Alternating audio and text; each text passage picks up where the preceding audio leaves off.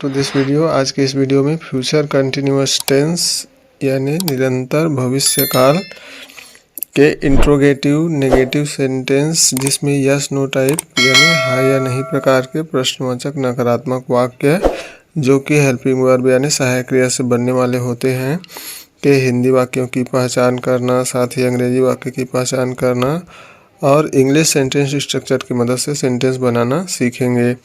तो चलिए सबसे पहले हम future continuous tense interrogative negative sentence yes no type के हिंदी वाक्य की पहचान को समझते हैं।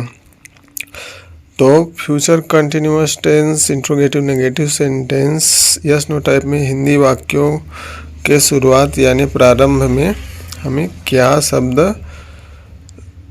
होता है और क्रिया के पहले नहीं शब्द वाक्य में रहता है और क्रिया के अंत में रहा होगा, रही होगी, रहे होंगे आदि शब्द जुड़े होते हैं तथा वाक्य के अंत में प्रश्नवाचक चिन्ह लगा रहता है।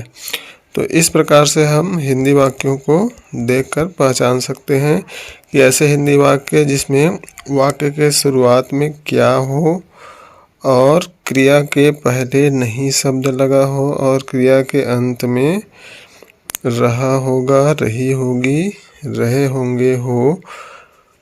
Future continuous tense interrogative negative sentence yes no type के सेंटेंस होते हैं। हिंदी वाक्यों की पहचान को समझ लेने के बाद चलिए उदाहरण से इसे और अच्छे से समझते हैं।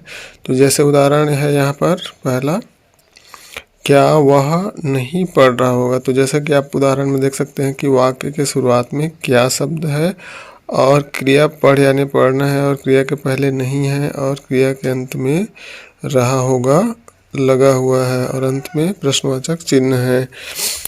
अगला उदाहरण देखते हैं, क्या वह गृह कार्य नहीं लिख रही होगी। तो इस उदाहरण में भी हम देख सकते हैं कि क्रिया वाक्य के शुरुआत में क्या है और क्रिया के पहले नहीं है और क्रिया के अंत में रही होगी लगा हुआ है।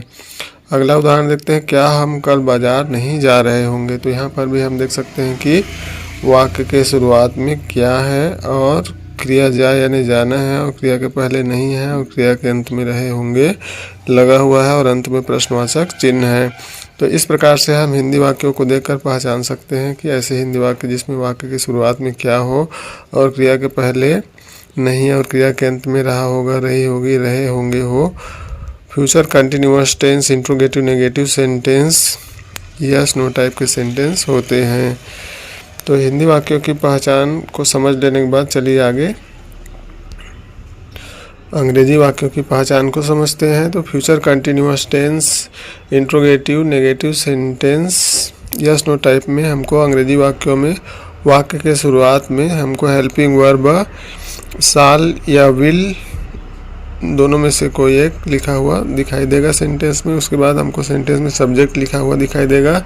उसके बाद सेंटेंस में नॉट लगा रहता है। उसके बाद बी होता है और उसके बाद वर्ब का फोर्थ फॉर्म होता है। उसके बाद सेंटेंस की अन्य स्ट्रक्चर और लास्ट में क्वेश्चन मार्क लगा होता है। यह इस टेंस की मुख्य पहचान है।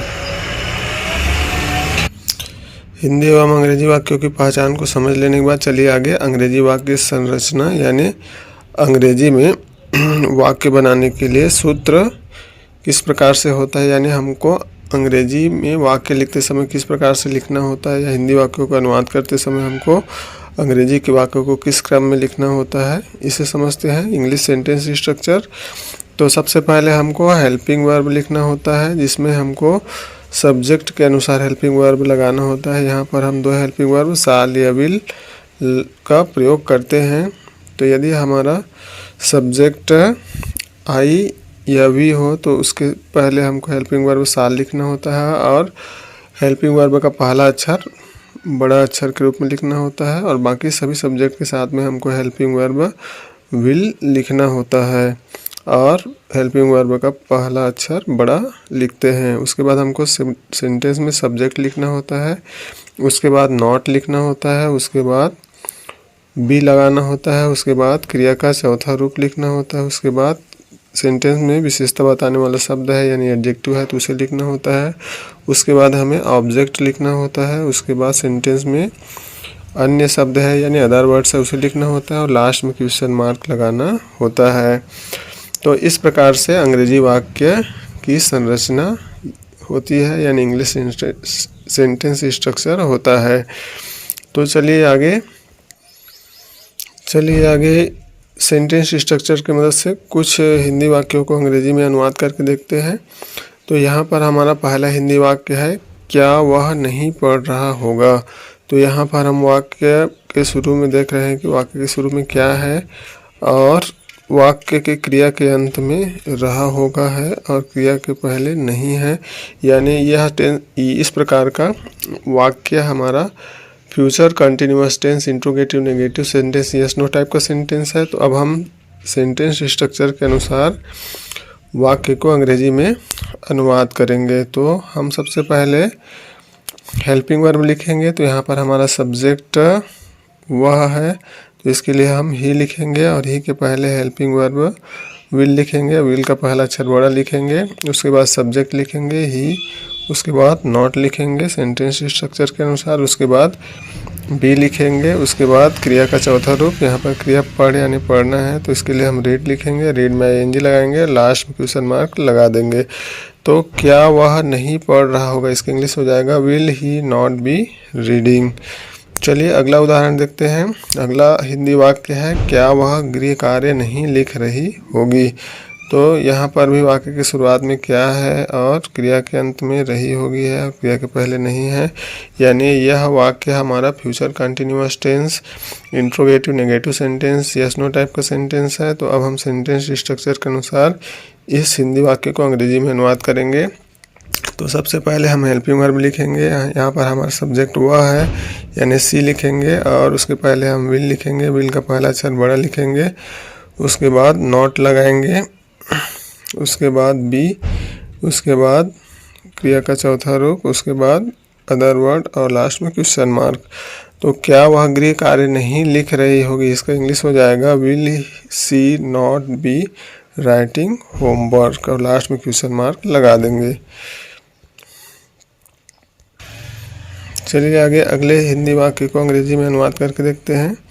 तो अगला हिंदी वाक्य है, क्या हम कल बाजार नहीं जा रहे होंगे।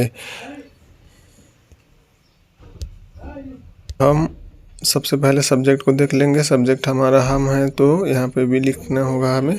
तो बी के पहले हम साल लगाएंगे, साल का पहला अक्षर बड़ा लिखेंगे, उसके बाद सब्जेक्ट बी, उसके बाद नॉट लिखेंगे सेंटेंस स्ट्रक्चर के अनुसार, उसके बाद बी लगाएंगे, उसके बाद वर्ब का फोर्थ फॉर्म लिखेंगे यानी हमारा क्रिया यहाँ पर जा यानी जाना है तो यहाँ पर गो लिखकर उसमें ING लगाएंगे। उसके बाद हम ऑब्जेक्ट लिखेंगे। तो ऑब्जेक्ट यहाँ पर हमारा मार्केट है, टू मार्केट लिखेंगे, उसके बाद अदर वर्ड टुमारो लिखेंगे और लास्ट में क्वेश्चन मार्क लगा देंगे। तो क्या हम कल बाजार नहीं जा रहे होंगे, इसका इंग्लिश हो जाएगा shall we not be going to market tomorrow. तो इस प्रकार से हम हिंदी एवं अंग्रेजी वाक्यों को आसानी से पहचान सकते हैं और सेंटेंस स्ट्रक्चर की मदद से सेंटेंस बना सकते हैं। तो समझ में आया होगा। तो वीडियो को लाइक करें, चैनल को सब्सक्राइब करें और अधिक से अधिक अपने दोस्तों को शेयर करें। मिलते हैं अगली वीडियो में, तब तक के लिए bye bye, take care, thanks for watching.